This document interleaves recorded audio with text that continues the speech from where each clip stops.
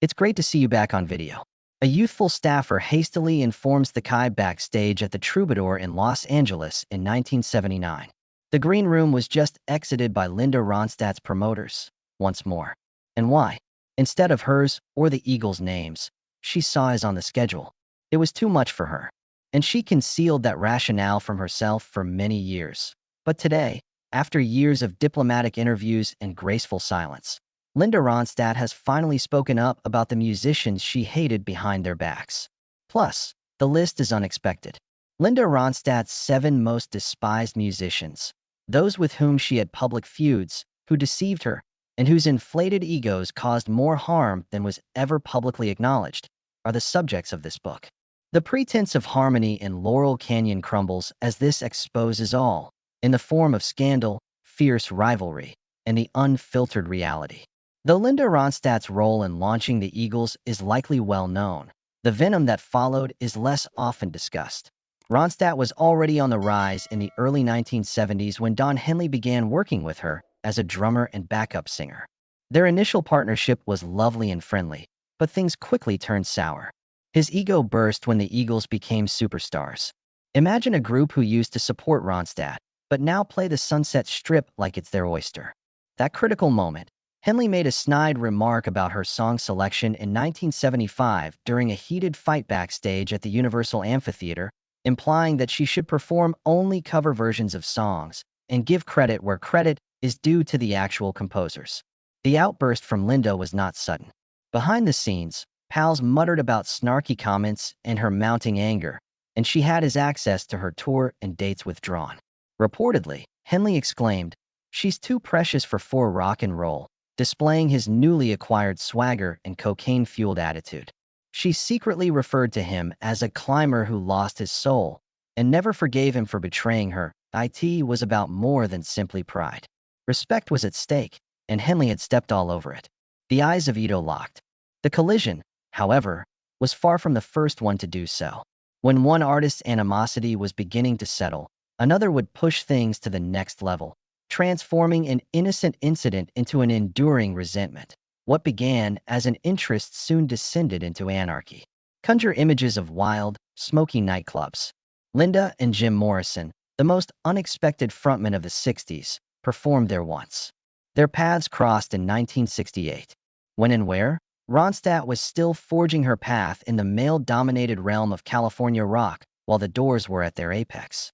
Their initial encounter was electrifying. There was no round of applause when Morrison, inebriated from absinthe and defiance, dragged Linda onto the stage at an exclusive after-party next to the Whiskey A Go-Go. When he attempted to kiss her, it devolved into a wild and embarrassing moment instead. While she was performing, she collapsed against her mic stand, and only whispers, not photographs, documented the incident. As a result, individuals believe they are gaining understanding when, in fact, they are not.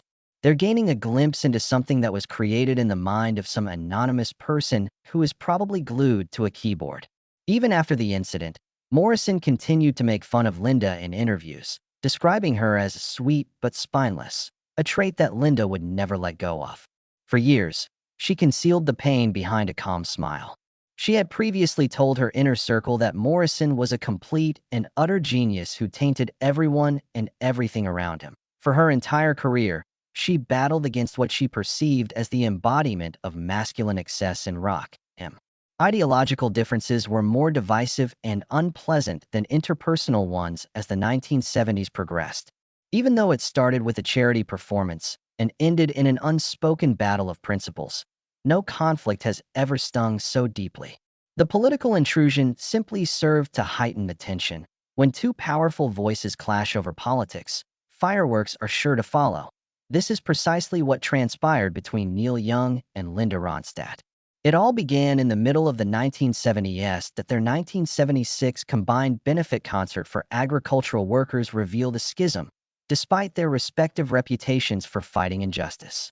Dismissing Ronstadt's song list as overly commercial, Young insisted on a playlist devoid of any pop-influenced tracks.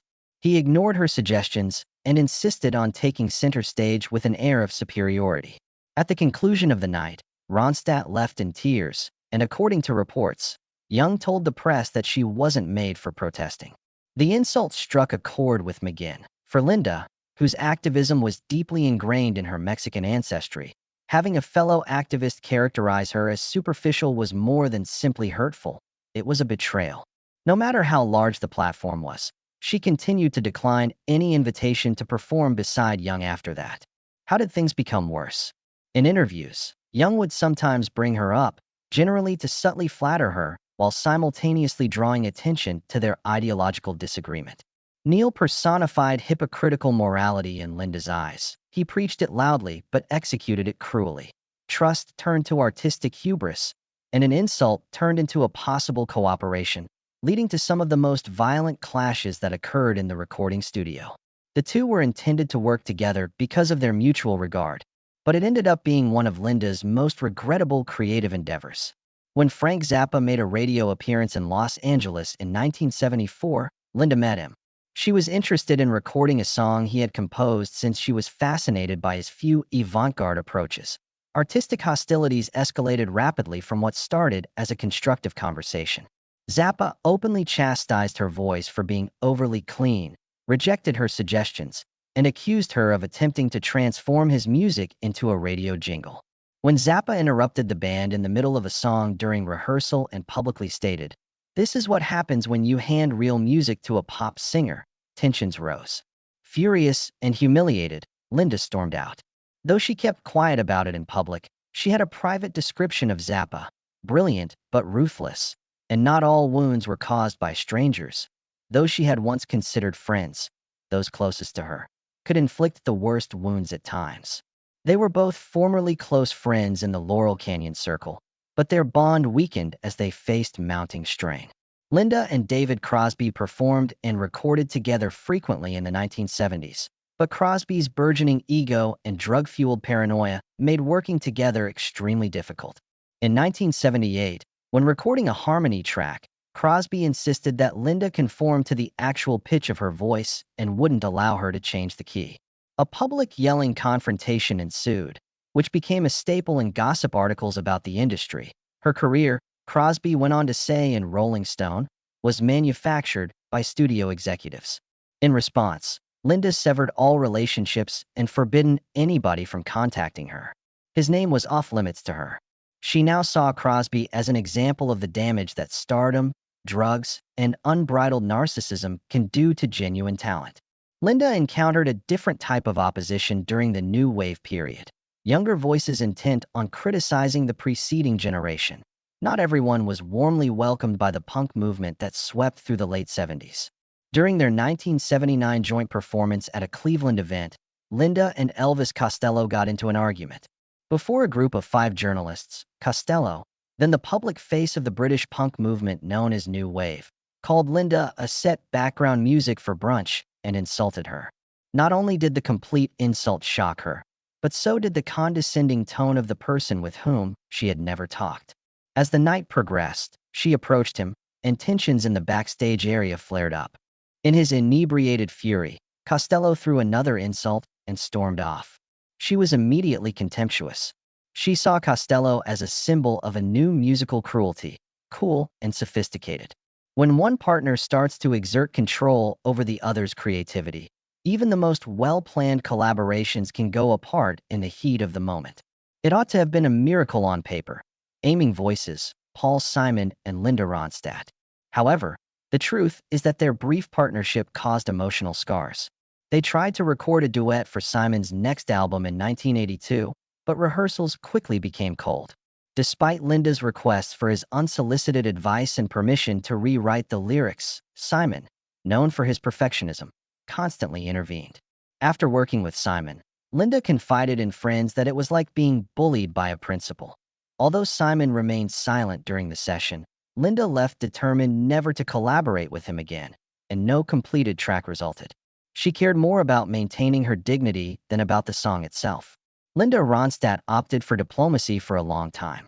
She remained poised, concentrated, and unapologetic among the music world's constant stream of scandals. Despite her meticulous interviews and the shows she declined to appear on, the truth remained hidden in her silences. Sharing these memories at this time is not motivated by resentment. The key is to be clear. Ronstadt's career was molded not only by her natural abilities, but also by her ability to persevere in the face of adversity, her subtle defiance of toxic masculine power dynamics, and her determination to forge her own path. By being out in the open, she isn't merely making amends. She is also inspiring a new wave of artists, particularly women, to see that being unwavering isn't a sign of weakness, but of strength and legacy. Maybe the actual tale isn't who Linda Ronstadt despised so much as how she managed to outlive each of her enemies.